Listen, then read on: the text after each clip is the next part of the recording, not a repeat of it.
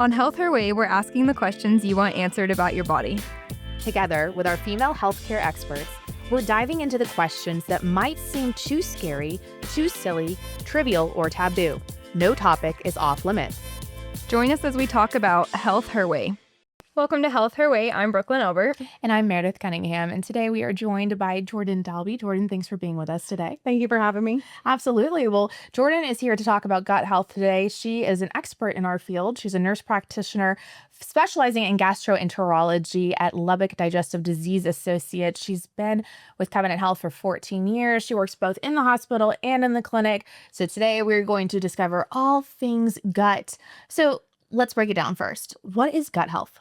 So this is a tricky topic, and it's very touchy for most women because there's so many issues related to the gut. And so basically what gut health breaks down into is that it is a balance of function and bacteria in the microorganisms that are in the small intestine, the large intestine, and they help us regulate our immune system. They helps us absorb our nutrients, and it just makes overall the digestion of food, plays a vital role in hormone balance, mental health, and even just your overall wellness and metabolism. I think many of us sit here and think gut health. Okay, great. So the way we eat food, digest food, and expel food or whatever.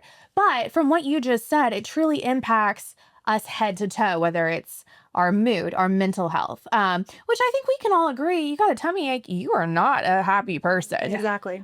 If you're hangry, you're not a happy person. Yeah. And so I think did you know before you got into this specialty that your gut was connected to all these different pieces of your life? No, I did not. It's impressive how that everything just ties back into the three basic things: what you put in your body, water intake, and keeping moving. So exercise are the three vital things of all life. It impacts your heart, health, mind, and your gut. So what are the most common gut issues that you see in women?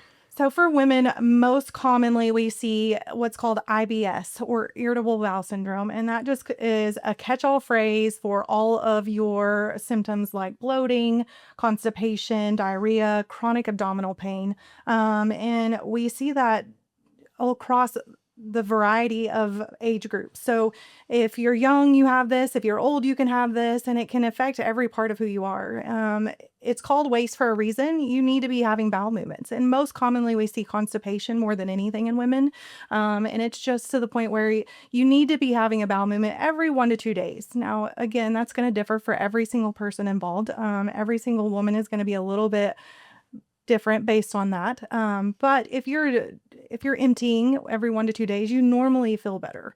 And so that is a goal that we keep for most of our patients. And whether that is something that we have to regulate with medication, or we can change up a little bit of diet, add fiber into the diet, those kind of things, you feel better when you're emptying regularly. So what is causing these irregularities in women? Is it specifically our diet, or is it like our hormones, or is it a combination of all of the above? It is a combination of everything. Diet is very, very important. Making sure that you have fresh or frozen vegetables, fruits throughout your day, managing your proportions, just making sure that you're getting the nutrients that God intended us to have, and trying to stay away from the processed foods, and which is so hard because we're on the go. We're busy moms. We're busy nurse practitioners. We're busy, students and doctors and all these things. And if you can't stay away from those processed foods and make it easier on yourself throughout the week, then you're going to have probably more issues with digestion problems. Your hormones being out of balance for females, especially menstruation, being pregnant, menopausal, things like that, can affect us directly into how we detoxify estrogen. An overall imbalance can worsen your PMS symptoms, PCOS symptoms, and can even worsen endometriosis for a lot of women. And so It all depends on how much estrogen and progesterone are in the system and how those affect you on a regular basis. So during menstruation, you have fluctuation in both of those, causing more bloating, constipation, diarrhea, and it usually is right before your cycle or during your cycle that you have these symptoms. A lot of times you have slower gut motility with high progesterone levels, and that creates more sensitivity to foods. They sit longer in your gut, and that also leads to the constipation issues that we see so commonly. Pregnancy causes high progesterone and low estrogen. And so in this, that's why you see the constipation, heartburn, everything just slows down, which is good for baby because now baby can absorb more nutrients, but not so great for mom. And then again, as we age, menopause has a sharp drop in estrogen, which puts you at increased risk of IBS, weight gain, leaky gut, things like that, that just make you feel miserable and things. So it is so important that you just make sure that you have this creation of bacteria in the gut that is balanced and steady. So you said something about pregnancy, which I think is so funny. Raise your hand if you're a hot girl with stomach problems. But my stomach problems almost seemed, minus heartburn, because that got obviously worse during pregnancy, but everything else seemed to go away. I could eat whatever I wanted and it was wonderful. And I was like, man, did not know this was going to happen. And let me tell you, the second that baby popped out, we were back to normal. I was like, gosh, dang it. So I thought it was crazy that it does fluctuate so much with like how it impacts what you can and can't have. But heartburn, because you said that too. In pregnancy, I think that is like the old wives' tale. If you have a boy with a lot of hair or something like that, you're going to get heartburn. But I don't think there's any actual scientific evidence for that, right? I would agree with you. I don't know that that's any kind of regulation, but I know there's people out there that will argue with me till we die on a hill for that. But no, I don't think there's a correlation. Any type of pregnancy, whether it be a boy or a healthy baby girl, is likely going to cause worsening heartburn, especially as baby grows. You compress that stomach and you make it to where you just can't have room for everything. And so you also have the increased acid production and things like that that can cause you to have worsening reflux during pregnancy. And then usually once baby is born, you have a little more room, things flow through the gut a little bit better. And so the heartburn dissipates most of the time. So what is heartburn? I think we all kind of know it's like this kind of like burning sensation, maybe in your throat or chest or whatever, but like, what is it actually like? So your gut produces acid just to help break down food, and your stomach is very well capable of handling that acid. But when it comes up into the softer, different type of tissue in your esophagus, it creates that burning sensation. And anytime you unfortunately belch or vomit or just have this reflux of this acid coming up into your esophagus, it makes you just feel really crummy. But it can also be very damaging. It can lead to what's called Barrett's esophagus. It's a precancerous condition for esophageal cancer. And unless you maintain or control that acid reflux, it can lead to worsening problems in the future. So even though they try to link your PPI, which is acid-reducing medication, to dementia a while back, that has all been debunked and not true. And so that's very important for women to understand because you don't want to live with this acid issue. And so a good acid regimen, such as a PPI, omeprazole, pantoprazole, things like that over the counter, or a prescription strength if needed, can help kind of turn the acid pumps off in the stomach so that you don't have as much reflux. Why is it that all the good stuff causes acid? Like red wine and pasta and spicy food. Everything good. It's not fair. So we've talked about some foods that obviously are not great specifically for acid reflux, but what and you've talked about ultra processed foods just not being great for us in general. What foods should we be eating for a healthy gut? So healthy gut is all your natural homegrown vegetables without all the chemicals on them, things like that. You want to focus on increasing your fibers with vegetables, fruits, whole grains, beans. Fermented foods is a huge topic in gut health, and that would be your yogurt, kefir, kimchi, etc. Those things are also great because they have natural bacteria in them that can help replenish the gut flora. You of course want to stay hydrated. Most women need to be getting about 80 to 100 ounces of water per day, which if you break it down is a little more difficult than for most people. So that's pretty tough sometimes. Prebiotic rich foods I found interesting was garlic, onions, asparagus, and non-ripe bananas. So I thought that was pretty interesting when I was looking into things. Bone broth has been a big thing that I have researched. That has a lot of collagen, which is a huge thing now too. And so that's good for the gut. And then healthy fats, avocados, olive oil, nut seeds.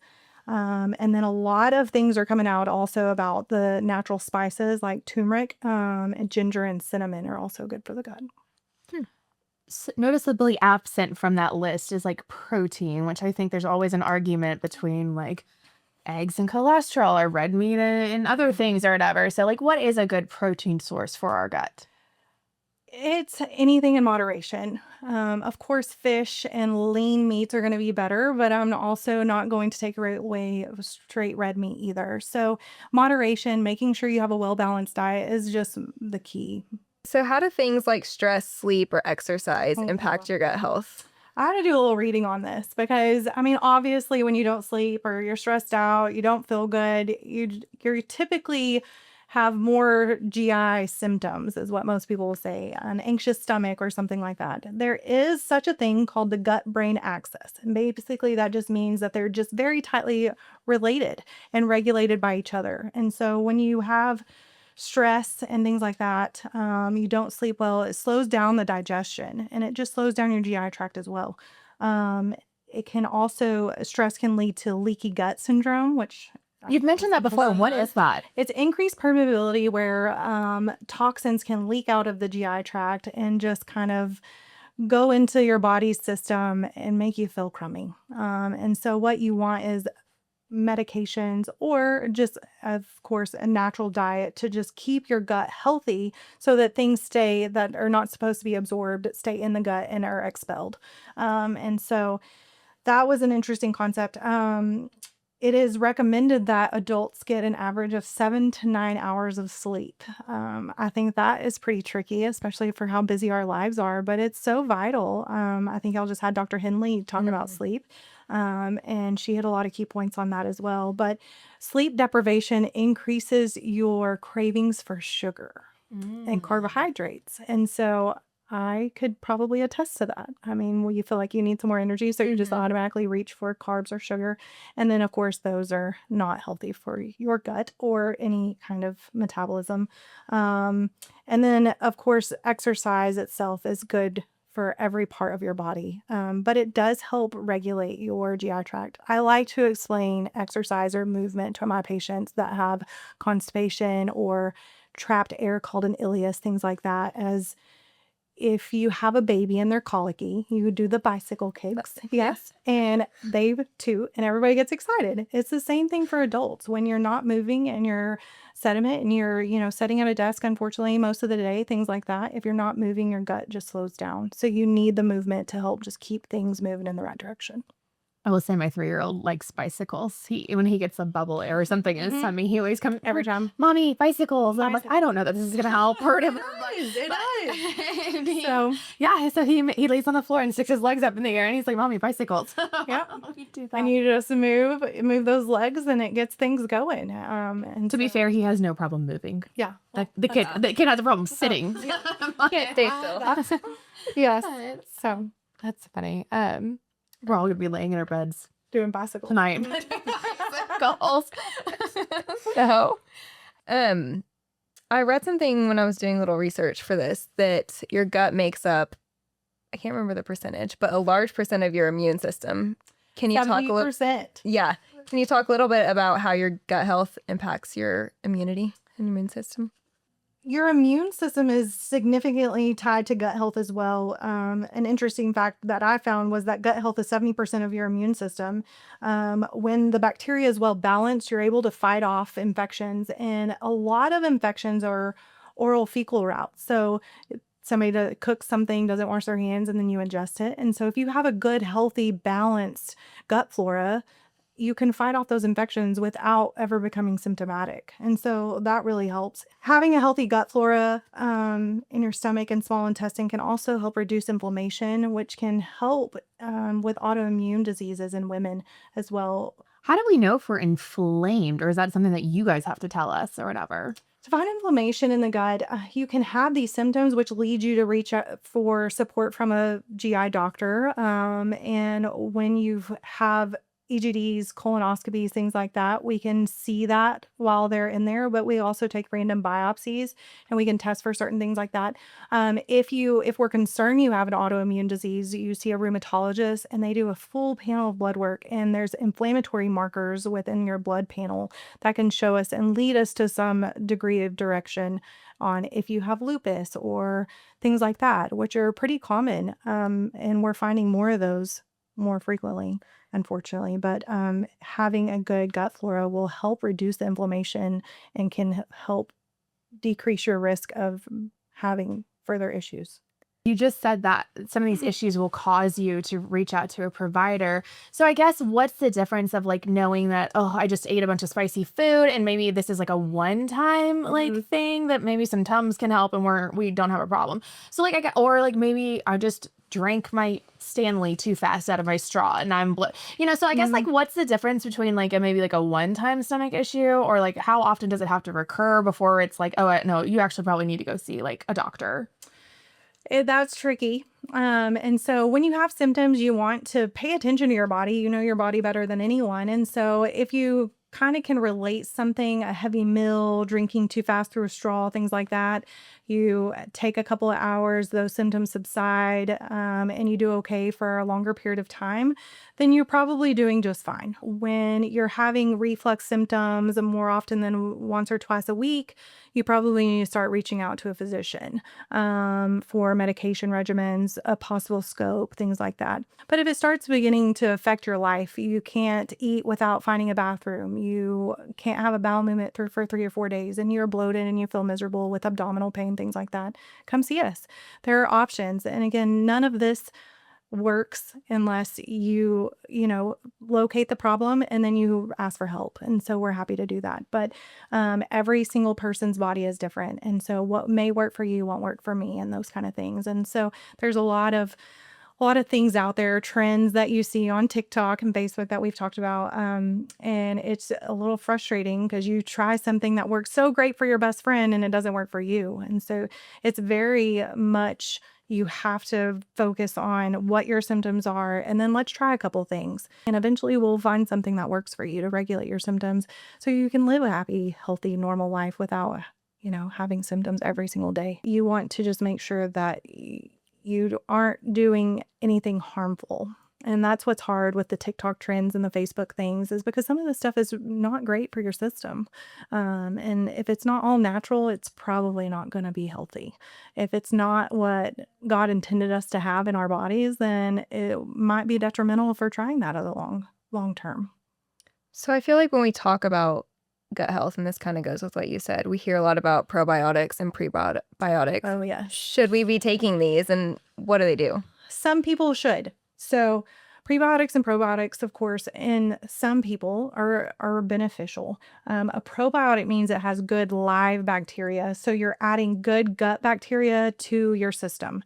And what that means is when you have that normal gut flora, you can balance your digestion, your, every aspect of absorption and things like that with the good gut bacteria. So natural probiotics are your yogurts, kefir, fermented foods. You can also get over-the-counter probiotics off the shelf. And a lot of times it's interesting because you see all these trends that are $200 or $300 on Facebook and TikTok. And it's like, oh, don't buy that. Just eat some yogurt. And so most of the time for normal, healthy people, good bacteria in the gut is going to always be good.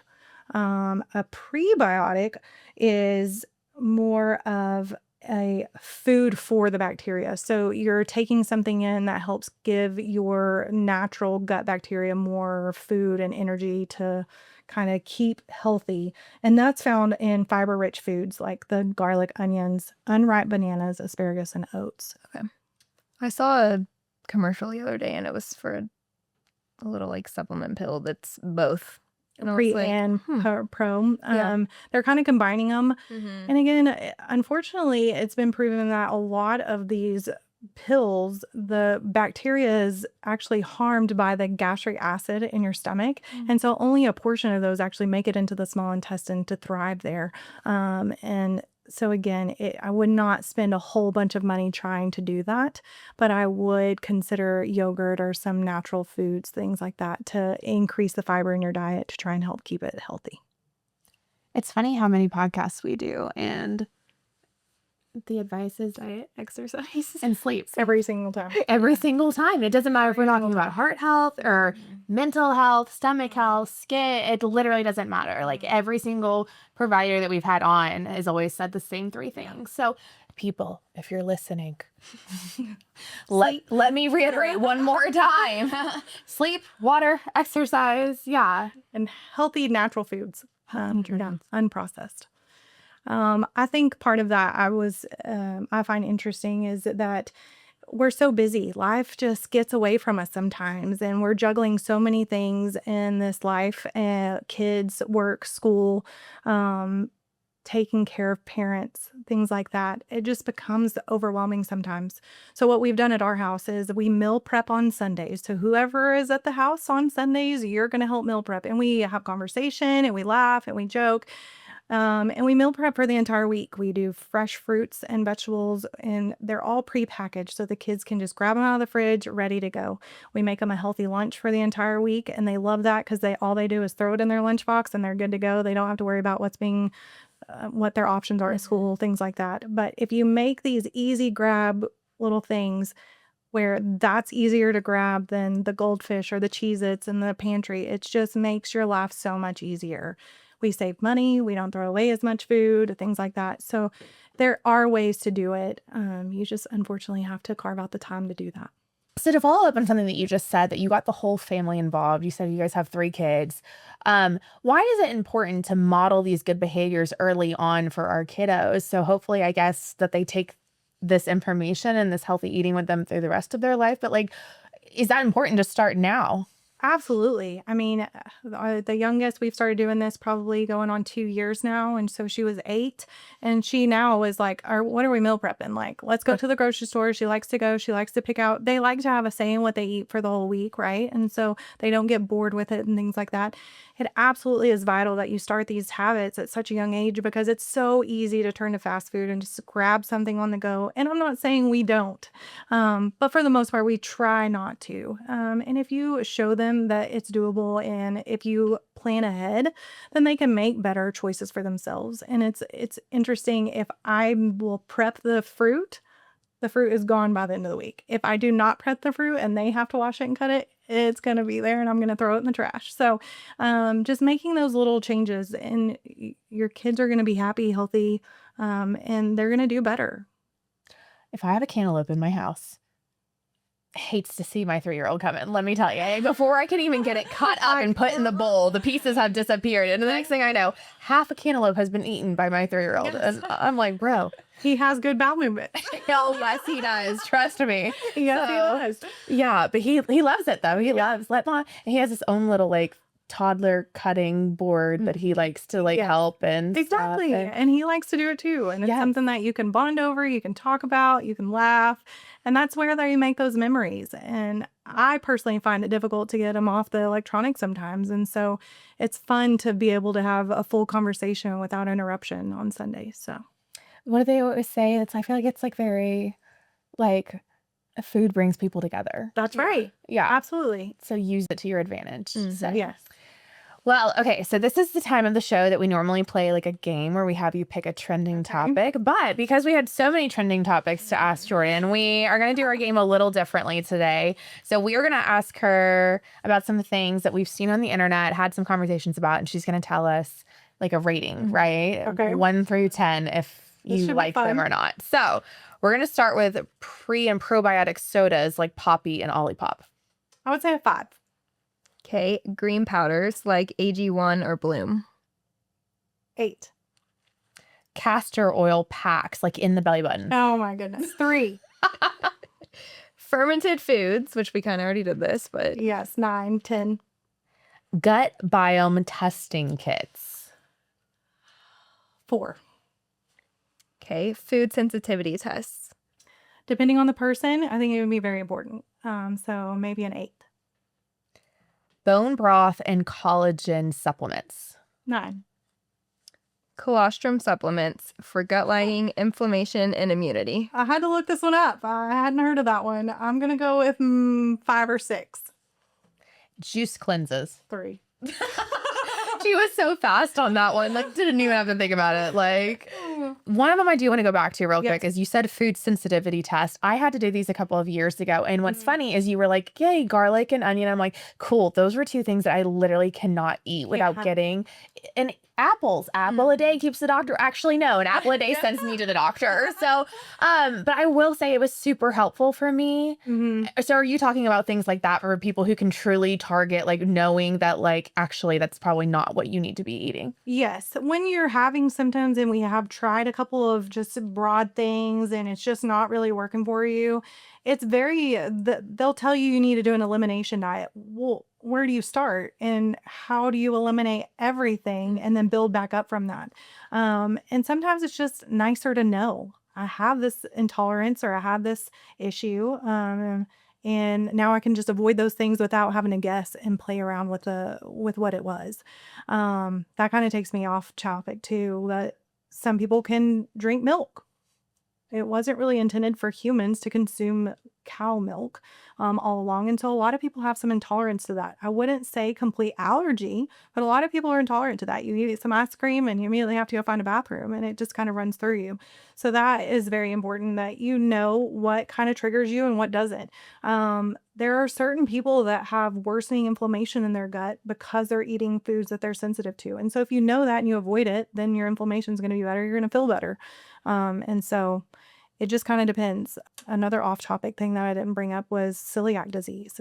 It's a gluten intolerant, and some people are gluten sensitive versus intolerant, which is completely different. When you're truly intolerant and you have celiac disease, it causes many other things like anemia, malabsorption, things like that. And so that's diagnosed usually by biopsy or a blood test. But if you're sensitive to it, it just makes you bloated. You don't feel great. And you're like, well, if I get some pizza with some gluten-free crust, then I don't do as bad. And so you make these little changes in your diet and things like that, and you feel a little bit better. I feel like we could continue to talk about this all day long. We have so many questions. We'll just have to welcome you back again. But I would love to. Thank you for being here today. And thank you for all the great information. And if you guys have any questions, comments for us, follow us on social media. Thanks so much for being with us. We'll see you next time. This podcast explores health-related topics with experts in their specialty for entertainment purposes only. The information shared and discussed should not be considered as medical advice under any circumstance and is not intended to replace professional medical advice. The views expressed do not reflect the views of Covenant Health System. For questions related to your personal health, always contact your physician.